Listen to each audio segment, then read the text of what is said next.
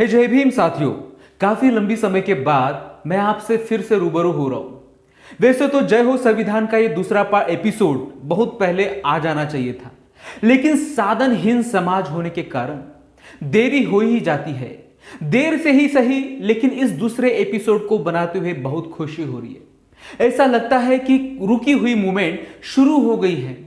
पहले पार्ट के एपिसोड में मैंने आपको बताया था कि बाबा साहब संविधान सभा में कैसे और कौन से हालात में चुन के गए। इस ऐतिहासिक कार्यक्रम में मैं ऐसे बहुत सारे पहलू और राज से धीरे धीरे पर्दा उठाने वाला हूं। संविधान की इस ऐतिहासिक सीरीज को आगे बढ़ाते हुए पहले मैं संविधान का स्वरूप आपको बताना चाहता हूं।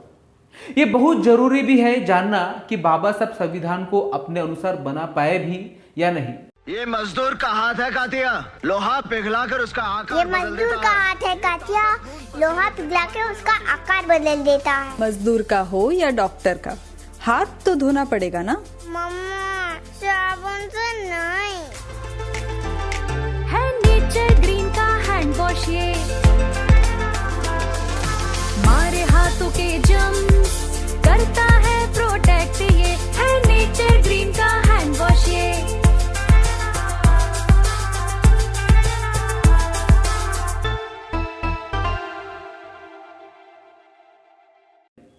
पंडित जवाहरलाल नेहरू ने बाबा साहब डॉक्टर भीमराव अंबेडकर को भारतीय संविधान के मुख्य शिल्पकार का नाम दिया है, किंतु यह भी एक कड़वी सच्चाई है कि वह इसको अपने विचारों के अनुसार नहीं बना पाए।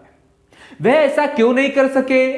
इस प्रश्न का उत्तर जानने के लिए सर्वप्रथम उस सभा का स्वरूप जांचना होगा जिसने भारतीय संविधान का निर्माण किया। संविधान सभा में देश में विद्यमान लगभग हर राजनीतिक विचारधारा के कुल 296 सदस्य थे।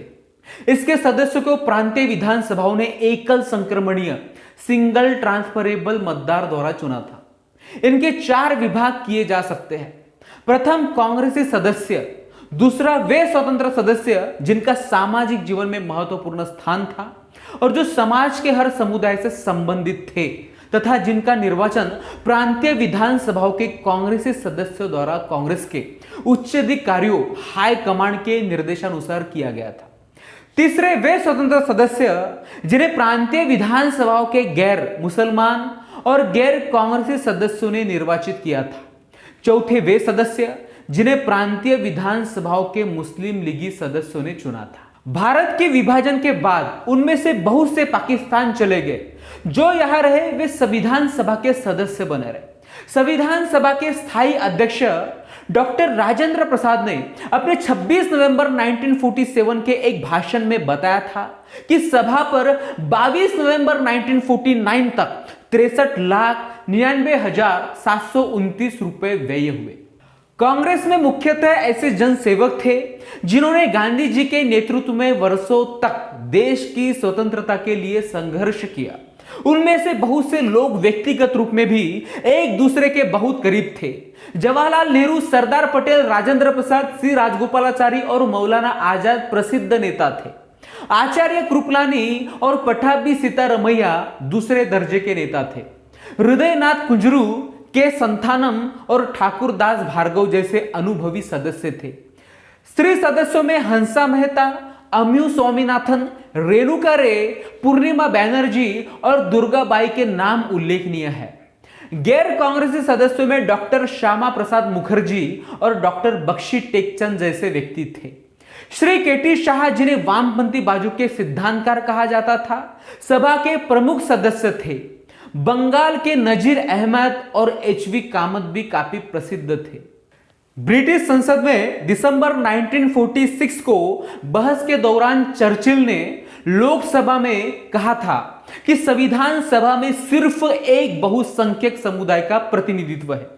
मैं फिर से एक बार बोल दूं क्या?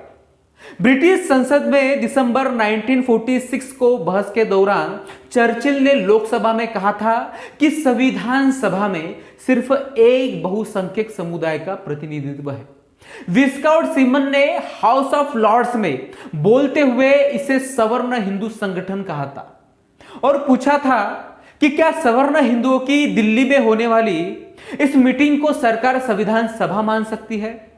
संविधान सभा के उद्घाटन सत्र में दिसंबर 1946 को कुल 296 सदस्यों में से 211 उपस्थित थे। इनमें से कुल 160 में से 155 हिंदुओं के, 33 में से 30 अनुसूचित जातियों के, 7 में से 6 भारतीय ईसाइयों के, 5 के 5 पिछड़े कबीलों के, 5 के 5 सिखों के, 3 के 3 एग्लो इंडियन के, 3 के 3 पारसियों के और 80 में से 4 मुसलमान के प्रतिनिधि थे। मुस्लिम लीग ने संविधान सभा में सम्मिलित होने या न होने का अभी तक निर्णय ही नहीं लिया था। उसे छोड़कर शेष सब भारतीय समुदाय का उक्त सभा में प्रतिनिधित्व था। चाहे उनका दल कोई भी हो, सभा में हिंदुस्तानी रियासतों के प्रतिनिधि थे।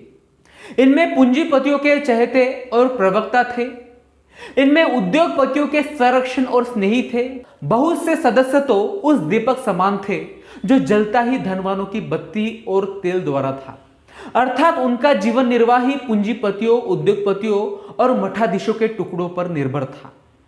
इसके अतिरिक्त गांधीवाद का शोर भी प्राय संविधान सभा में सुनने को मिलता था। गांधीवाद का ग्रहण। गांधीवाद है क्या, यहां पर चर्चा करना संभव नहीं, लेकिन मैं आपको बता दूं कि लॉर्ड वेपल ने अपनी पुस्तक दी वायसरॉय जनरल में लिखा है कि गांधी ने बेहूदगी को भी कोमल कला बना डाली थी। बेहूदगी को भी कोमल कला बना डाली थी। बेहूदगी को कोमल कला बनाने वाले महात्मा की संविधान सभा में काफी भरमार थी, जो प्राय गांधीवाद की दुहाई देते रहते थे। ऐसे लोगों की आवाजें संविधान सभा के गंभीर वातावरण को अशांत बना दिया करती थी, जिससे बुद्धिजीवियों के लिए कई बार ठीक ठीक सोच पाना कठिन हो जाया करता था। कहने का मतलब था कि गांधीवाद का ग्रहण संविधान सभा को निरंतर लगा रहा। संविधान सभा का प्रथम अधिवेशन 9 दिसंबर 1946 को संविधान हॉल में प्रारंभ हुआ। संविधान की अस्थायी अध्यक्षता के लिए सबसे वृद्ध कांग्रेसी सदस्य सच्चिदानंद सिन्हा का नाम आचार्य जेबी कृपलानी द्वारा सुझाया गया। तालियों की गूंज में डॉक्टर सिन्हा अध्यक्ष पद पर विराजमान हुए। श्री फ्रैंक एंथोनी को उपाध्यक्ष नामित किया गया। सर्वप्रथम अध्यक्ष महोदय ने सभा में अमेरिका, चीन और ऑस्ट्रेलिया से आए शुभकामना के संदेश पढ़े और उसके बाद उन्होंने अपना उद्घाटन भाषण दिया, जो उन्होंने इस शब्द से समाप्त किया, यूनानो मिस्ट्रो रोमा सब मिट गए जहां से, बाकी अभी तलक है नामो निशा हमारा। कुछ बात है कि हस्ती मिटी नहीं हमारी, सदियों राह है दुश्मन दौरे जमा हमारा। डॉक्टर इकबाल। बाइबल ने हमें उपदेश दिया है, जहां पर बुद्धि और दृष्टि नहीं है वहां के लोग नष्ट हो जाते हैं। 11 दिसंबर 1946 को श्री जेबी कृपलानी ने डॉक्टर राजेंद्र प्रसाद का नाम स्थायी अध्यक्ष पद के लिए पेश किया, जिसका समर्थन सरदार वल्लभ भाई पटेल ने किया। इस तरह डॉक्टर राजेंद्र प्रसाद संविधान सभा के अध्यक्ष चुने गए और अगले ही से उन्होंने अध्यक्ष पद का कार्यभार संभाल लिया। 15 अगस्त 1947 को भारत का 2 भागों अर्थात हिंदुस्तान और पाकिस्तान में बंटवारा हो गया। साधारण वैधानिक तथा संवैधानिक कार्य संबंधी सत्ता स्थानांतरित करने के बाद संविधान सभा की स्थिति के बारे में 20 अगस्त 1947 को महावीर त्यागी, डॉक्टर संथानम और दूसरे सदस्यों ने प्रश्न उठाया था। इसके परिणाम स्वरूप उसी दिन राष्ट्रपति ने एक समिति नियुक्त की, जिसके सदस्य थे जीबी मावालंकर, हुसैन इमाम, पीडी टंडन, बाबा साहेब आंबेडकर, अल्लादी कृष्णा स्वामी अय्यर, गोपाला स्वामी अयंगर और बीएल मित्र। यह समिति भारतीय स्वतंत्रता अधिनियम भारत सरकार के 1935 के अधिनियम, संविधान सभा के नियमों और स्थायी आदेशों पर विचार करेगी तथा कार्यविधि संबंध प्रतिवेदन प्रस्तुत करेगी, रिपोर्ट प्रस्तुत करेगी। डॉक्टर बाबा साहेब अंबेडकर ने 29 अगस्त 1946 को 5 सिफारिशें करते हुए प्रतिवेदन प्रस्तुत किया। प्रथम सिफारिश यह है कि संविधान सभा को विधायिकी के रूप में कार्य करने का हक है और उसे वह कार्य करना चाहिए। दूसरा, विधायिका के रूप में कार्य करते हुए उसे विधानसभा के नियमों का पालन करना चाहिए और यह आवश्यक हो संशोधन कर लेना चाहिए। तीसरा, आवश्यक संशोधन संविधान सभा के प्रधान के आदेशों के तहत किए जाएंगे। चौथा, संविधान सभा के संविधान निर्मात्री संस्था के रूप में किए गए कार्यों को साधारण विधायिका के रूप में किए कार्य से पृथक रखा जाए और अलग दिनों में रखे गए अलग सत्रों में उस पर विचार विमर्श हो।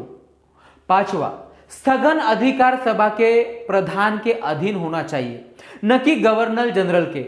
उक्त प्रतिवेदन को दृष्टिगत करते हुए सदन ने के.एम. मुंशी द्वारा प्रस्तावित एक प्रस्ताव पारित किया, जिसके मुताबिक सभा के कार्य होंगे 9 दिसंबर 1946 को प्रारंभ हुए संविधान निर्माण के कार्य को जारी रखना और पूरा करना तथा तब तक उच्च विधायिकी के रूप में कार्य करना जब तक कि नए संविधान के तहत विधायिका अस्तित्व में नहीं आती। यह परिवर्तन 6 अक्टूबर 1947 को पारित हुए भारत के अस्थायी संविधान के आदेश के तहत गवर्नर जनरल द्वारा प्रभावी बनाए गए।